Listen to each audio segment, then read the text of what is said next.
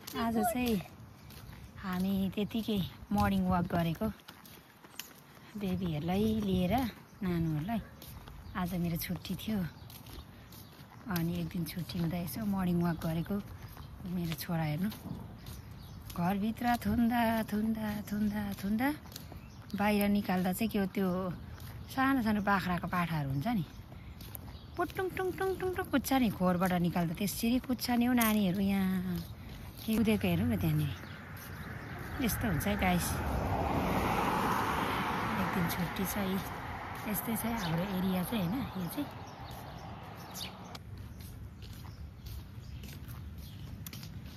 त nice nice हुन्छ घरहरू कुनै त नि यसरी एरिया बाँधेको कति राम्रो। गार्डन घरहरू अब नानीहरूले चाहिँ यस्तै मन पराउँछ। घर प्रत्येक उयो हुन्छ क्या यहाँ चाहिँ डगी प्रायः जस्तो। मेरो छोराछोरी पनि कुकुर साह्रो पालौँ भन्दैछ। मलाई चाहिँ सानो मनपर्छ क्या। कस्तो नाइस हौ यो हाउस त झन्। यहाँ कस्तो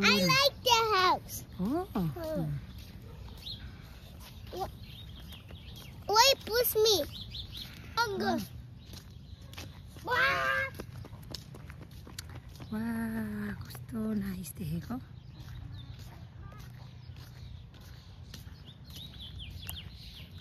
हरियाली छ क्या अहिले। अब यो जुन आज 2 होला होइन।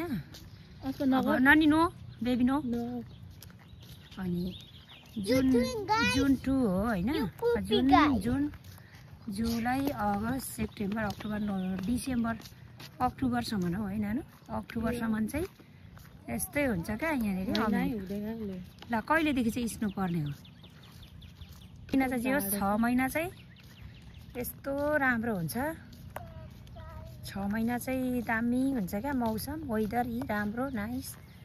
अनि चराचुरुङ्गी उडेको हुन्छ खुसी भएर होइन। अनि हामीलाई पनि क्या यो समरभरि चाहिँ घरमा बसौँ डुल्न जाउँ हुन्छ। के गर्नु अमेरिकामा तर घरमा बसेर कसले दिने। फेरि घरबाट तिर्न सकेन भने आउट हुनुपर्छ घरबाट। गाह्रो छ अमेरिका भन्नु मात्रै हो गाइज। अमेरिका भन्नु मात्रै हो ड्युटी जानै पर्छ। तर म चाहिँ अहिले अलिकति बिरामी भएको कारणले चाहिँ म गएको छुइनँ। अनि अहिले चाहिँ म घरमा बसेको हुनाले वाकिङ नानीहरूलाई डुलाउनु घरदेखि लगभग झन्डै आधी घन्टा हिँड्दैछौँ हामी। आधी यस्तै छ।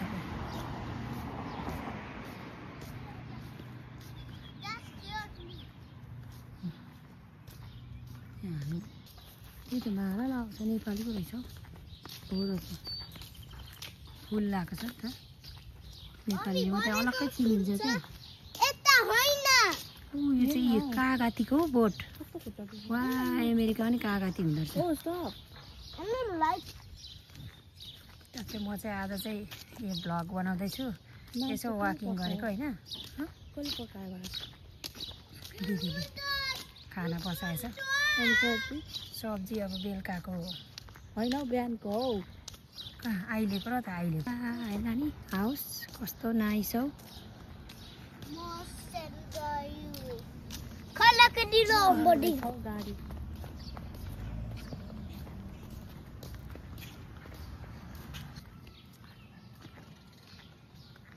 आइपुग्न आँट्यो हामी घरमा आइपुगिहाल्यो। हाम्रो घर आइपुग्न आँट्यो।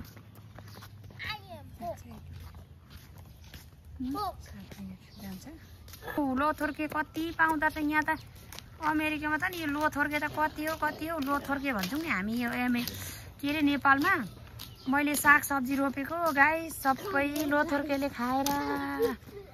बोडीहरू रोपेको लोथोर्केले खाएर।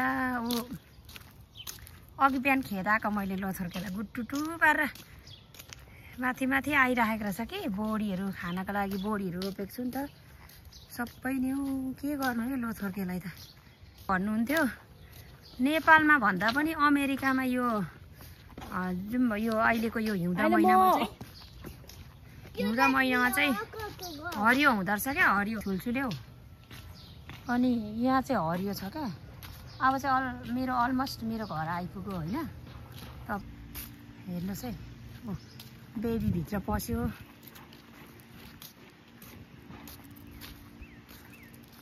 बेबी यो अगाडि रोक्छ होइन।